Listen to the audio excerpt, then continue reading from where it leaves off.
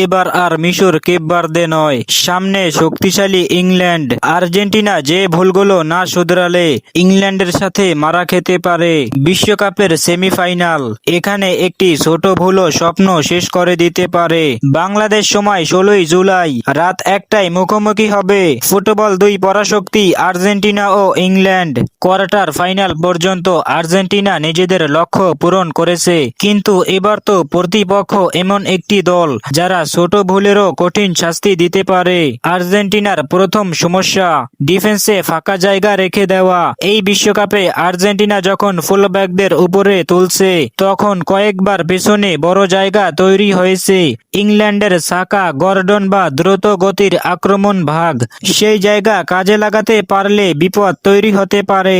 দ্বিতীয়ত সমস্যা, মিডফিল্ডে বল হারানো। আর্জেন্টিনা মাঝমাঠে অপ্রয়োজনীয়ভাবে বল হারালে ইংল্যান্ড কয়েক সেকেন্ডের মধ্যেই আক্রমণে চলে যেতে পারে। তাদের ট্রানজিশন এই টুর্নামেন্টে অন্যতম বড় অস্ত্র। তৃতীয় সমস্যা, সুযোগ নষ্ট করা।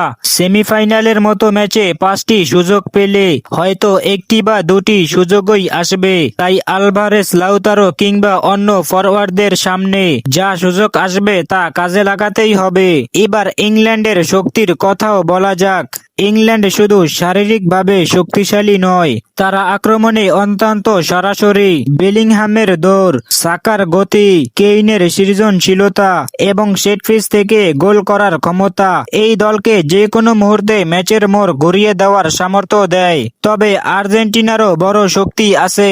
চাপের ম্যাচে তাদের ধৈর্য, দলীয় সমন্বয়, বড় ম্যাচের অভিজ্ঞতা এবং সঠিক সময়ে ম্যাচের গতি বদলে দেওয়ার ক্ষমতা তাদের সবসময় বিপজ্জনক প্রতিপক্ষ বানায়। তাই এই সেমিফাইনালের আসল প্রশ্ন একটাই, আর্জেন্টিনা কি নিজেদের ছোট ছোট ভুলগুলো ঠিক করে আবারও ফাইনালে উঠবে, নাকি ইংল্যান্ড সেই ভুলগুলোর সুযোগ নিয়ে বিশ্ব চ্যাম্পিয়নদের স্বপ্ন থামিয়ে দিবে? আপনার মতে এই ম্যাচে কোন বিষয়টি সবচেয়ে গুরুত্বপূর্ণ হবে, আর্জেন্টিনার রক্ষণ নাকি ইংল্যান্ডের আক্রমণ? কমেন্টে আপনার মতামত জানান।